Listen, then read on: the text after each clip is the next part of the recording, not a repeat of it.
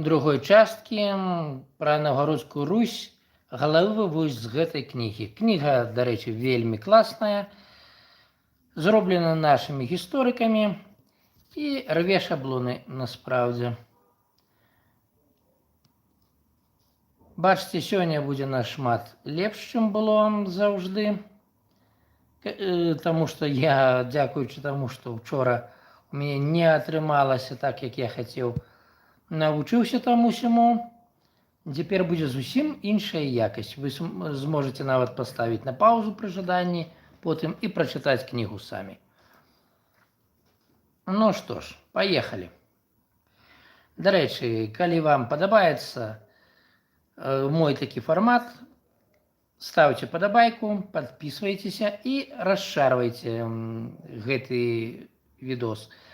Але толькі калі вы не ў Беларусі. Калі ў Беларусі, проста глядзіце і слухайце. Таму што мой канал прызналі экстрэмісцкім некаторы час таму. Ну, паехалі. Частка 3.5. Далейшы лёс Новгарадскай Русі. 14 стагоддзе было эпохай чарговага росквіту Новгарадскай дзяржавы. Уся тэрыторыя краіны дзялілася на пяціны і воласці. Паблізу Фінскага заліва была Водзьская пяціна, бо там жыло фінскае племя Водзь. Паміж рэкамі Мста і Лаваць знаходзіліся Дзярэўская пяціна, а на рачцы Шалоне Шалонская. Паблізу Цвяры была Бежацкая пяціна. На поўначы была воласць Завалочча або Дзвінская зямля, побач Пермская зямля, Югра, Урал. Прыкіньце, Урал уваходзіў у склад Новгарадскай зямлі некалі. І Пячора. Да сярэдзіны 14 стагоддзя ў Новгарадскую дзяржаву на правах аўтаноміі ўваходзіў Пскоў, але потым ён набыў самастойнасць. Іншымі гарадамі Новгарадскай зямлі былі Ладага, Волак Ламскі, Вялікія Лукі, Таржок, Ржэў і Вятка. Да 1354 года ў Новгарадзе быў адзін пасаднік. Аднак потым з'явілася калегія пасаднікаў з 6 чалавек. Кіравалі краінай па чарзе, кожны толькі адзін год. У 1417 годзе калегія ўжо мела да 12 чалавек, а з 1423 года да 24. З іх кола прызначаўся пасаднік толькі на паўгода кіравання, і таму паступова пачаў выспяваць крызіс дзяржаўнай улады. Да, с 1 до 24 человек это, конечно, круто. Но это мой коммент. От 1420 года Новгород меў свае манеты з выявай Святой Софіі. Гербам горада у 15 стагоддзі стала выява вечавой ступені, прыступкавае збудаванне трыбунавеча, а таксама ўздоўж яе выява жазла пасадніка. Насельніцтва краіны складалася з эліты баяраў, жытніх людзей, буйных землеўласнікаў, дробных баяраў і купцоў. Асноўная маса месцічаў гэта дробныя рамеснікі, чорныя людзі, у вёсках жылі сяляне, палоўнікі на прыватных баярскіх землях і смерды на дзяржаўных. Былі яшчэ сяляне-земцы. Яны мелі ўласную зямлю, але апрацоўвалі яе разам з суседзямі грамадою. Некаторыя гараджане мелі сваю зямлю за горадам, і таму іх звалі лучшымі людзьмі. Адкуль слова взялася. З самых знатных баяраў у Новгарадзе было блізу 50 чалавек. Фактычна, яны разам з епіскапамі, большасць з якіх мела хутчэй за ўсё грэцкае паходжанне, і кіравалі краінай. У 1471 годзе ў Новгарадзе ўзнікла хрысціянская плынь, ерась жыдоўствуючых, якая пазней пашырылася і ў Маскве. Гэтыя вернікі не прызнавалі Святой Троіцы, не лічылі Богам Ісуса Хрыста, не прызнавалі Святога Крыжа, не верылі ў Багародзіцу і святых і чакалі прыходу Месіі. Доўгі час яны дзейнічалі патаемна, але потым праз 15 гадоў гэта стала вядомым. Супраць еретыкаў выступіў Іосіф Волацкі і напісаў на гэты конт адмысловую кнігу «Просвіцитель». На царкоўным саборы 1503 году згаданую плынь забаранілі, а яе лідараў спалілі жыўцом. Паступова палітычнае жыццё і сістэма кіравання ў Новгарадскай рэспубліцы пачалі сутыкацца з усё большымі праблемамі. Заняпад Новгарадскай рэспублікі стаў вынікам найперш неспрыяльнай знешнепалітычнай кан'юнктуры. Мангола-татарская навала і пазнейшая экспансія маскоўскіх князёў, якія рабіліся натуральна з ведама ўладароў Залатой Арды, моцна падаравалі дэмакратычны лад Новгарада і суседніх з ім паўночных княстваў Русі. Чырыкаў замірэння новгарадцаў, 1335 год. Вот такая вось картинка. Так, працягваем.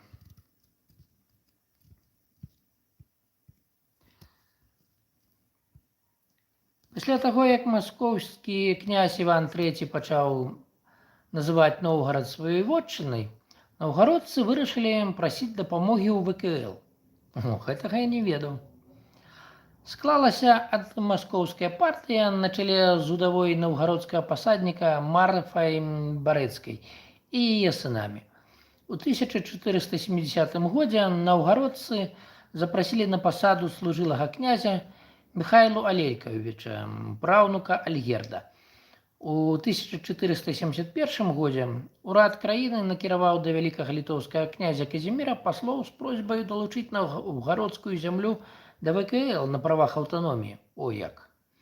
Гэта вельмі не спадабалася Маскве, яна пачала вайну і на рацэ Шалоне разбіла вялікае, але слабое з вайсковага гледзішча войска новгародцаў на чале з сынам Марфы Дмітрыем Барэцкім.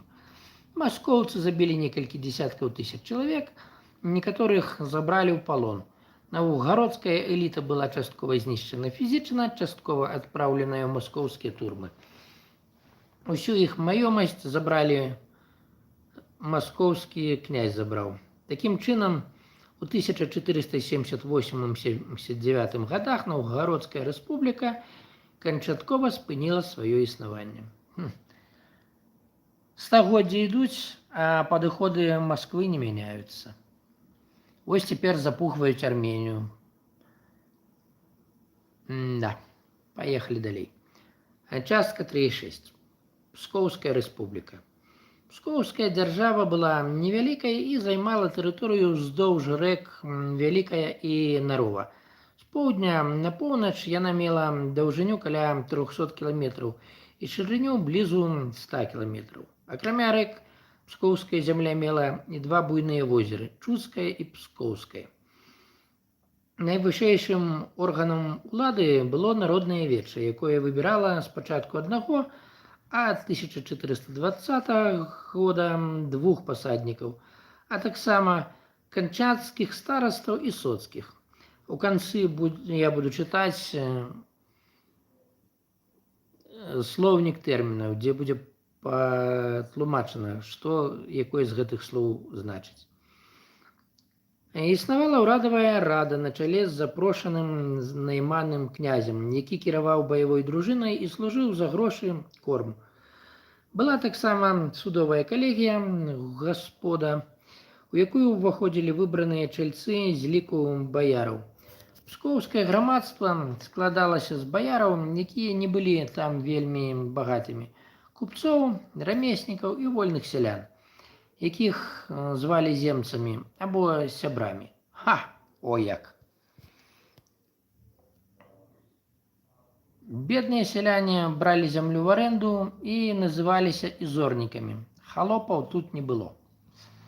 Вялікі ўнёсак у атрыманне Псковам незалежнасці ад Новгарада зрабіў князь Даўмонт. Гэты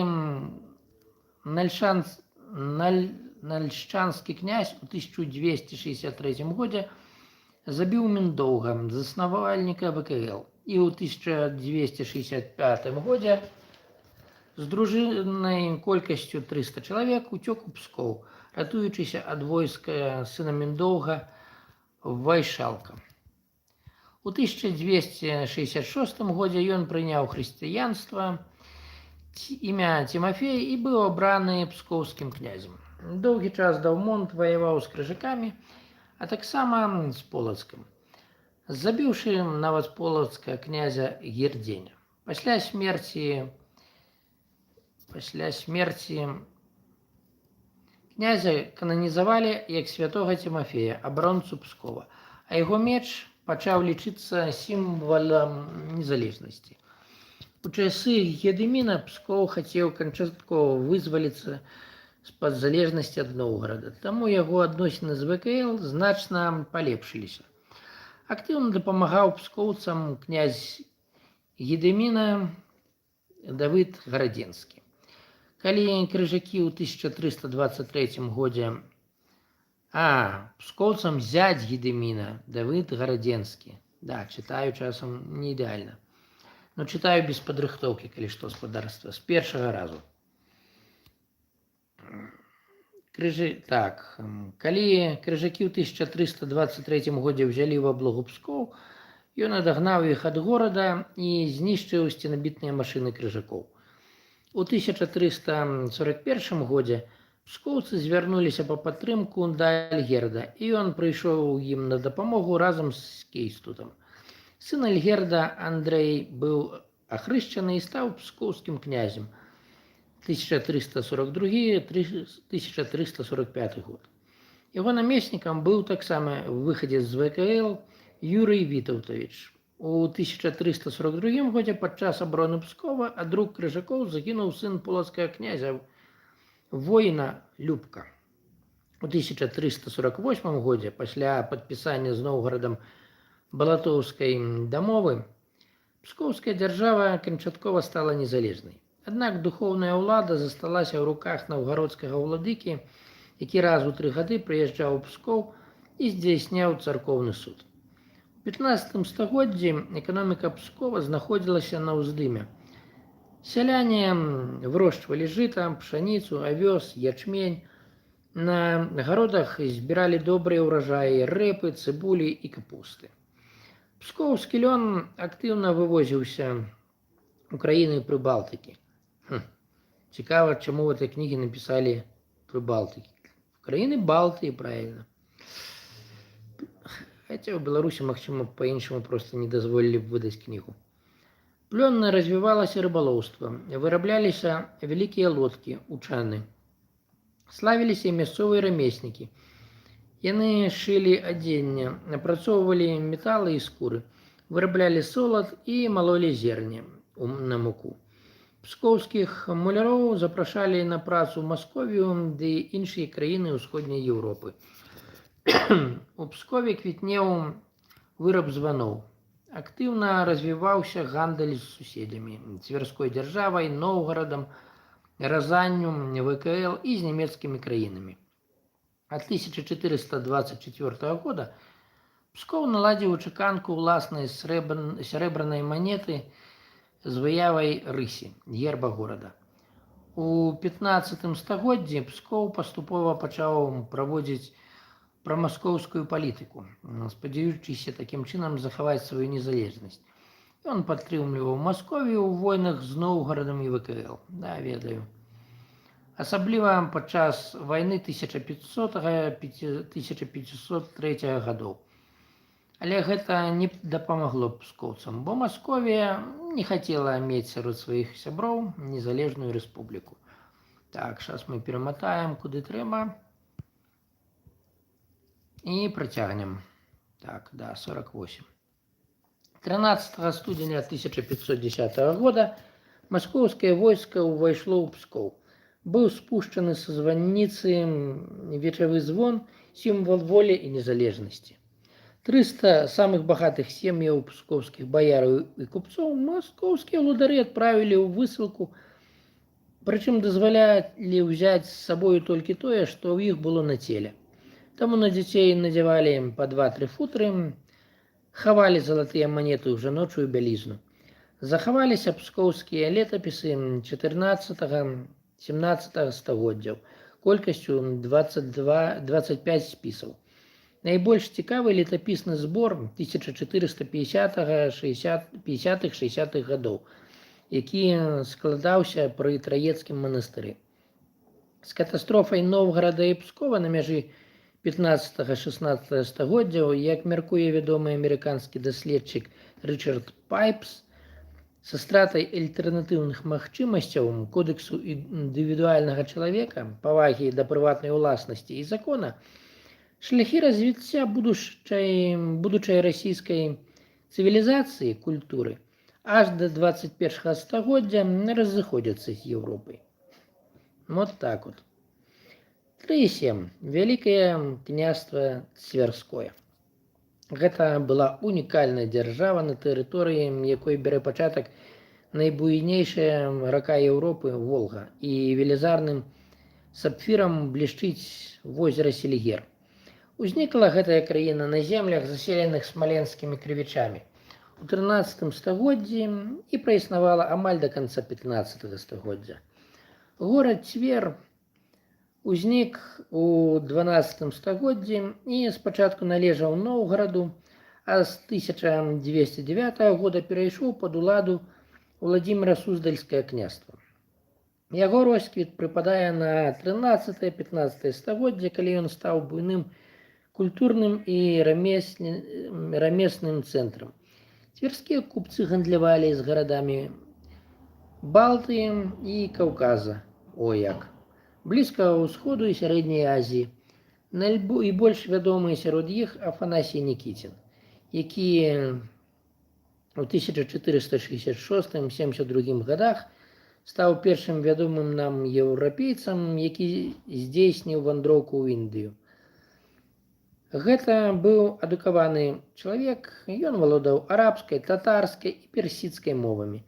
Спачатку на Волзе ён дабраўся да горада Дэрбента, адкуль пераехаў у Баку і Персію. З Персіі Нікітін трапіў у арабскі порт Армуз, а потым морам дабраўся да Індыі. Назад вяртаўся праз Персію і горад Трапезунд, порт на Чорным моры. Пераплыўшы цераз Чорнае море, ён высадзіўся ў Крыме ў горадзе Кафе, цяпер Феадосія. Пераадолеўшы доўгі шлях з Крыма, ён крыху не даехаў дадому. У 8472 года памёр непадалёк ад Смаленска. Амаль вярнуўся. Шмат разоў выдаваліся яго ўспаміны, хаджэнне за тры мора. У 1955 годзе у Цвяры землякі паставілі Афанасію Нікіціну помнік, зроблены з бронзы і граніту. На пачатку 13 стагоддзя Цвер, цэнтр Пераяслаў-Залескага княства, але пасля разгрому Уладзіміра Суздальскай зямлі мангола-татарамі Цвер атрымлівае ў 1247 годзе незалежнасць пры князю Яраславе Яраславічу, родным браце Александра Неўскага. З 1264 ён становіцца вялікім князем Уладзімірскім. Неўзабаве ў Цвяры засноўваецца епіскапская кафедра, якую узначаліў былы полацкі епіскап Сімеон. Другім цверскім епіскапам у 1289-1316 годах быў Андрэй, сын полацкага князя Гердзеня. Сталіцы новай дзяржавы, як некалі і Полацку, патрэбны быў мураваны сабор. Ён быў закладзены ў 1285 годзе князем Міхаілам Яраславічым, яго маці княгіняй Аксіняй і епіскапам Сімеонам. Паколькі будаўніцтва храма ішло доўга, у сярэдзіне зрабілі часовую драўляную капліцу. Яшчэ адну мураваную царкву цверцы пачалі будаваць у 1323 годзе на тэрыторыі Фёдораўскага манастыра. Пабудаваў храм у імя святога Фёдора ігумен манастыра Іван Цараградзец. Гэта быў белакаменны храм, які знішчылі ў 1773 годзе. На месцы гэтага храма археолагі знайшлі шмат кавалкаў белакаменных блокаў, у тым ліку адзін разны і великапамернай цэглы.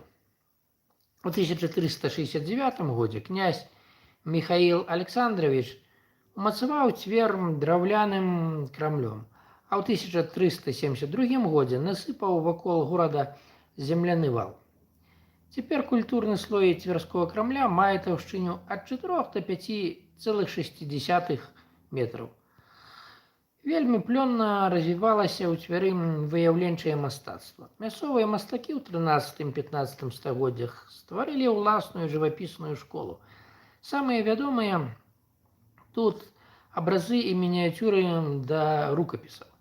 Яны вылучаюцца экспрэсіяй вобразаў і лінейнасцю пісьма. У цвяры ім пісалі ўласныя летапісы, прычым некаторыя рукапісныя шэдэўры дашлі да нашых дзён. Найбуйнейшыя гарады цверской дзяржавы – Кашын, Ксняцін, Зубцоў, Старыца, Холм, Мікулін і Дарагабуш. На мяжы ВКЛ Великага Новгарада, Маскоўскай дзяржавы і цвяры стаяў горад Ржэў, дзе беларуская прысутнасць зафіксавана яшчэ на этнаграфічных картах 19-го, пачатку 20-го стагоддзяў. Пэўны час Ржэвам адначасова валодалі і ВКЛ, і Новгарад. І жыхары горада сваю даніну дзялілі папалам паміж двума вышэйзгаданымі уладальнікамі. Так, сейчас мы меняем крышечку по 48 до 50 и читаю далей. У 14 стагоддзі змаганне паміж цверскімі і маскоўскімі князямі за ярлык на вялікае ўладзімірскае княжэнне ўзмацнілася. Адзін сучасны расійскі гісторык напісаў: на баку цверскіх князёў былі правы старшынства, асабістае геройства, юрыдычныя і маральныя сродкі, а на баку маскоўскіх грошы і майстэрства прыстасоўвацца да абставінаў. Тым часам цвер наладзіла сяброўскія адносіны з ВКЛ. У 1320 годзе дачка Гедыміна Марыя выйшла замуж за цверскога князя Михаіла. Неўзабаве дачка Кейстута стала жонкаю князя Івана Михайловича. Нярэдка палкі цвяры ваявалі разам з войскамі ВКЛ супраць крыжакоў. У змаганні з цверскімі князямі маскоўскія ўладары ўвесь час абапіраліся на Арду і татарскія войскі. Так маскоўскі князь Юрый Михайлович знішчыў у Ардзе свайго сваяка Михаіла Цверскога, але неўзабаве быў сам забіты ягоным сынам.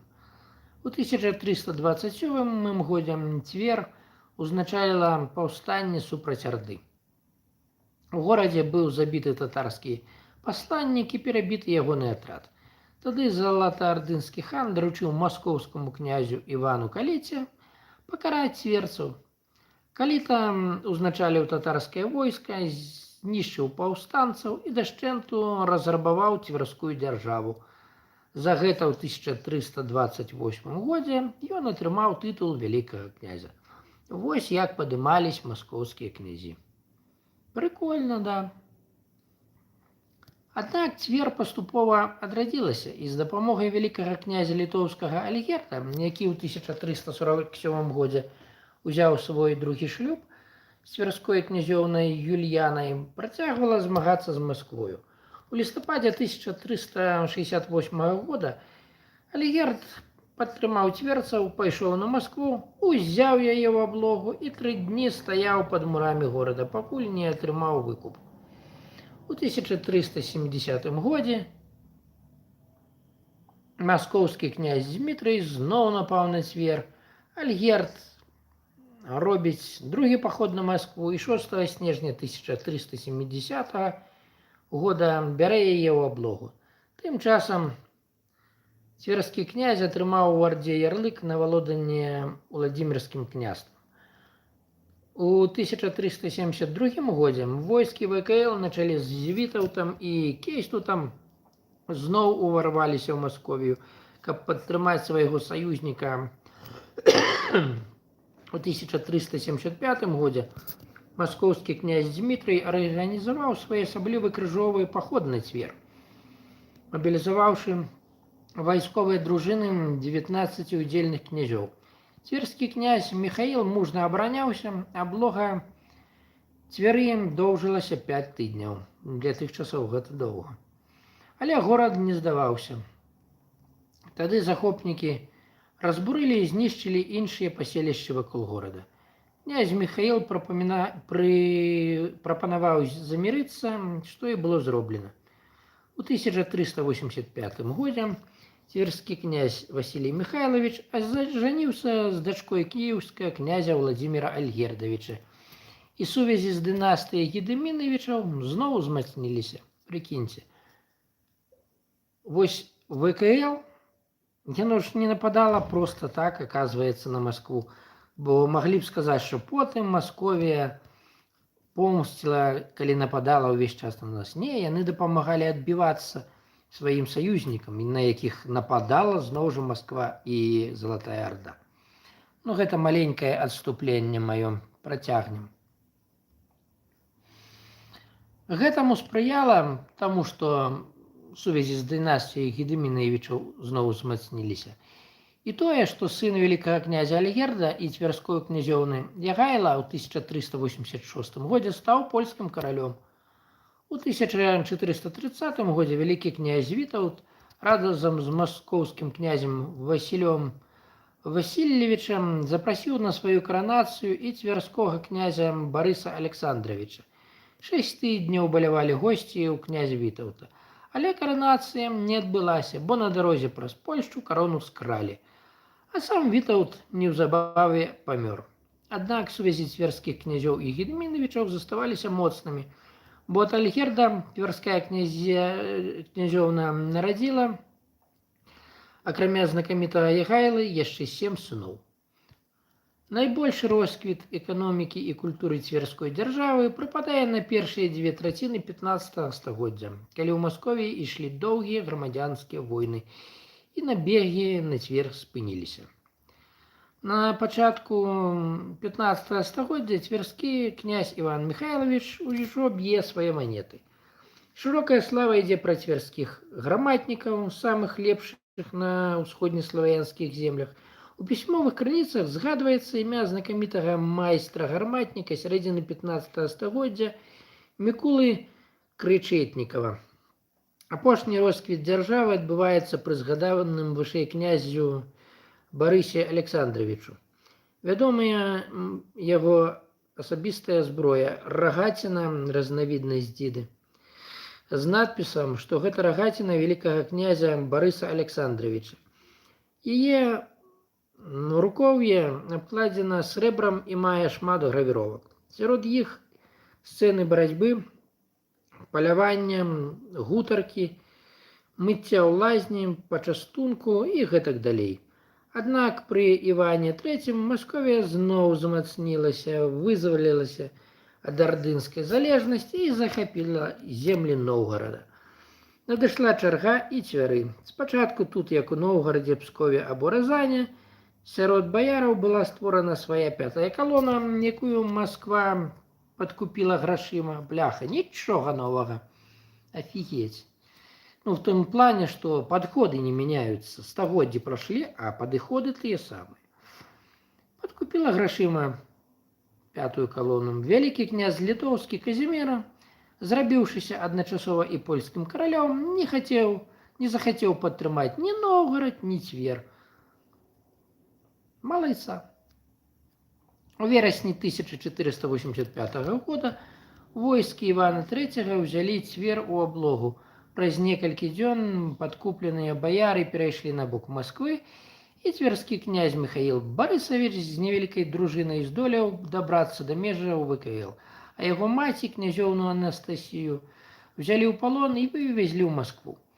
І так скончылася Вялікае княства Цвярское, сумна канстатуе летапісец у валынскім кароткім летапісе. Пакуль я гартаю сваё меркаванне, крышачку скажу. Ну, фактычна, да, цяпер толькі слоўнікі, апошняе слова, што я скажу.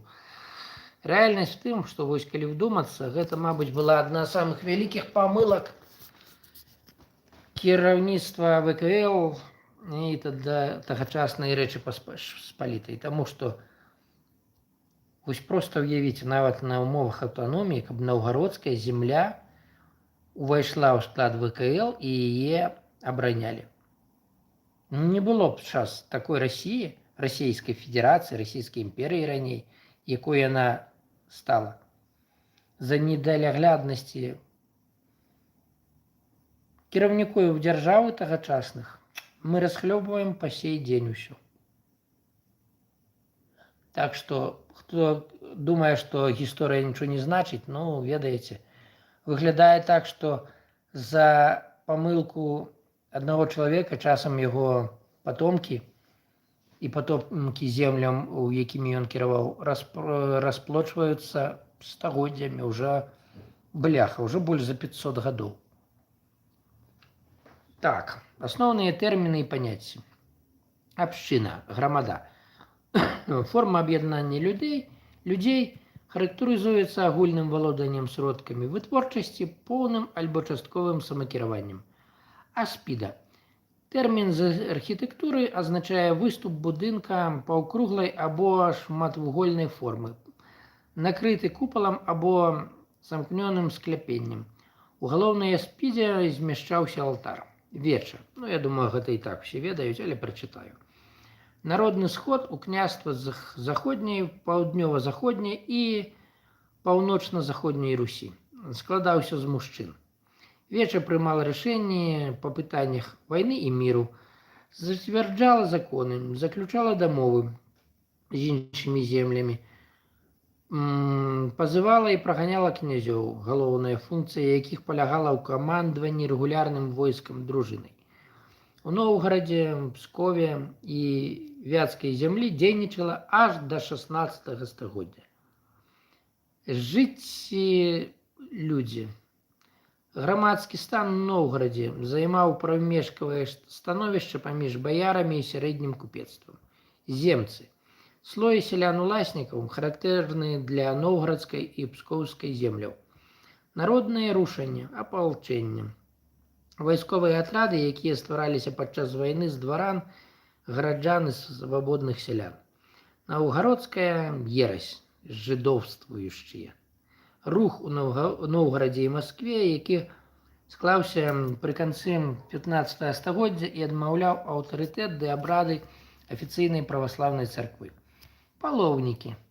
Залежныя, а я думаў, што такое палоўнік? Оказывается, што такое палоўнікі і хто такія. Залежныя сяляне, якія працавалі на землеўласніка, аддаючы яму звычайна палову ўраджаю.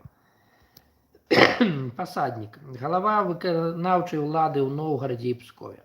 Пяціны. Адміністрацыйныя. Чаму-то спадарства было разрывалось, не ведаю, дзесьці штосьці я, паходу, націснуў. Але я працягну. Там мало засталось, і апошняе, што я яшчэ сказаць хацеў. Горла, што-то сёння дзерэ. Рада паноў.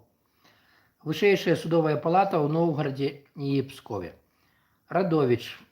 Часова абавязаным па свабодны смерць, які трапіў у часовую залежнасць у выніку раду дамовы, на падставе якой ён працаваў гаспадара. Смерды. Усё вясковае насельніцтва, вольныя сяляне, якія плацілі даніну. Напалову свабодныя княжскія даннікі, якія карысталіся княжскай зямлёй і адпрацоўвалі павіннасць. Тысяцкі. Камандзір вайсковага народнага рушання. Уладыка, найвышэйшы царкоўны іерарх у Новгарадзе.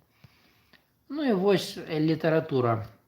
Літаратуру, каму цікава, пачытаеце самі. Я вось аставлю.